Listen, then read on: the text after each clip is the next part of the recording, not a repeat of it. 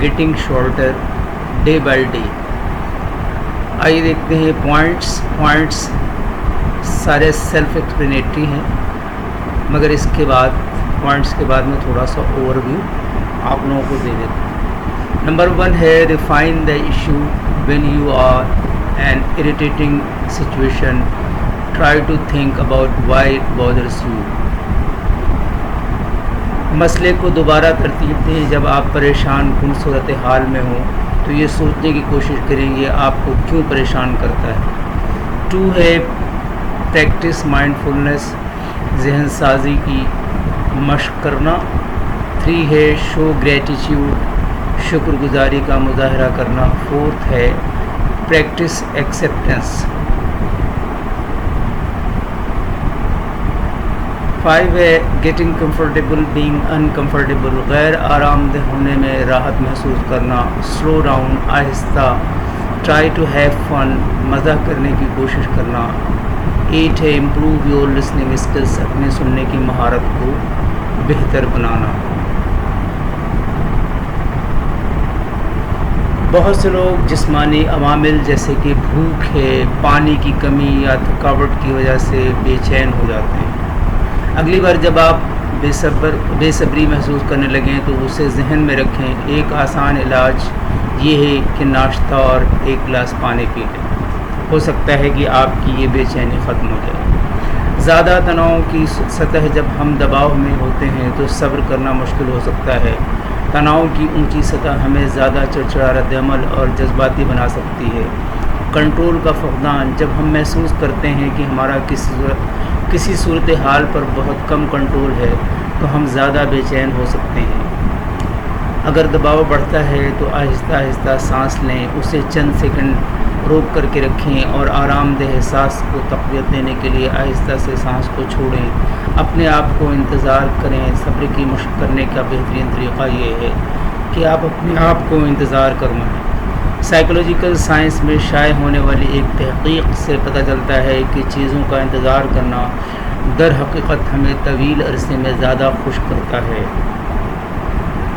مریض انتظار کرنے سے نفرت کرتے ہیں. اگر آپ کسی نئے مریض کو 24 دن سے پہلے شیڈول نہیں کر سکتے ہیں، 24 گھنٹے، یا اگر مریضوں کو اپنی اپائنٹمنٹ کے لیے 30 منٹ سے زیادہ انتظار کرنا پڑے تو آپ کو دوسرے ڈاکٹروں کے پاس جانے کا خطرہ ہوتا ہے اور آپ فوراً اپنا یہ نظریہ، اپنا آئیڈیا تبدیل کرتے ہیں.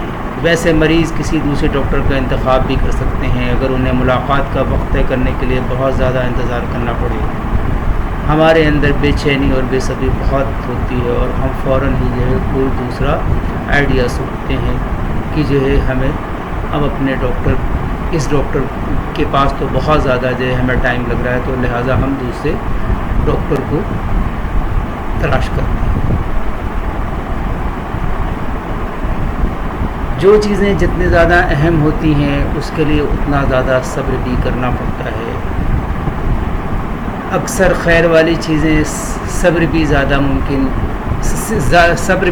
مانگنا پڑتا ہے، لیکن وہ کیوں؟ دیکھیں کچھ چیزیں ایسی ہوتی ہیں جو فوراً مل جاتی ہیں. آپ نے چھوٹی سی دعا کی، کوئی چیز مانگی، وہ فوراً مل گئی. لیکن جو بہت بڑی بڑی چیزیں ہوتی ہیں ان کے لیے صبر بھی بہت کرنا پڑتا ہے. وہ اس لیے کہ وہ ٹائم پیریڈ میں آپ سے صبر کرنے میں جتنا زیادہ وہ عرصہ ہوتا ہے اتنا زیادہ اس کے لیے اس میں اجر اکٹھا ہوتا رہتا ہے. اور پھر جب وہ نعمت آپ کو ملتی ہے تو بڑھا چڑھا کر ملتی ہے کہ آپ راضی اور خوش ہو جائیں. الحمدللہ محسنین کا اجر ضائع نہیں کرتا. تو جہاں پر بھی ہوں اس وقت آپ بھی صبر کریں، انشاءاللہ آپ کی جیت ہوگی. ڈٹے رہیں، جمے رہیں اور اپنے آپ پر کنٹرول رکھیں اور ہر طرح کے معاملات میں صبر کو ساتھ رکھیں. چاہے غم کے معاملات ہوں چاہے خوشی کی، آپ نے صبر سے کام لینا ہے. خوشی کے مواقع پر سجدہ شکر کرنا ہوتا ہے اور آپے سے باہر نہیں ہونا. صبر ایک بہت بڑی دولت ہے، صبر ایک پاور ہے، صبر ایک روشنی ہے جس کی روشنی میں ہم چلتے ہیں. تو آپ نے صبر کا دامن نہیں چھوڑنا کچھ بھی ہو جائے. نماز اور صبر سے دعا مانگنی چاہیے. وَاسْتَعِینُوا بِالصَّبْرِ وَالصَّلَاةِ. آئیے دیکھتے ہیں آج کی کورس، دیکھتے ہیں کہ اس میں کیا میسج ہے. ماں کی ایک عادت ہے، ماں کی ایک عادت خدا سے بہت ملتی ہے، دونوں ہی معاف کر دیتے ہیں۔ It is a strange that the years teach us patience, that the shorter our time, the greater our capacity for waiting. Thank you for watching and listening. Allah Hafiz.